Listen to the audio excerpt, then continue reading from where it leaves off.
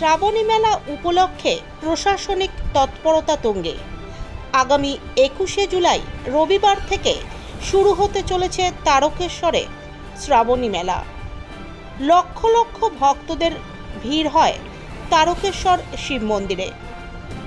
তীর্থযাত্রীদের নিরাপত্তা জোরদার করার পাশাপাশি যাত্রী সুরক্ষা নিশ্চিত করতে আজ তারকেশ্বর মন্দির সংলগ্ন এলাকা পরিদর্শন করেন জেলা শাসক মুক্তা আর্য, হুগলি গ্রামীণ পুলিশের পুলিশ সুপার কামনাশিস সেন, আরামবাগের সাংসদ মিতালি বাগ, রাজ্যের 2 মন্ত্রী বেচারাম মান্না এবং স্নেহাশিস চক্রবর্তী। এছাড়াও উপস্থিত ছিলেন তারকেশ্বর ব্লক আধিকারিক সীমা চন্দ্র ও তারকেশ্বরের বিধায়ক রামেন্দু সিংহ রায় ও হরিপালের বিধায়ক করবী মান্না সহ একাধিক জেলা ও তারকেশ্বর ব্লক প্রশাসনের কর্মকর্তারা।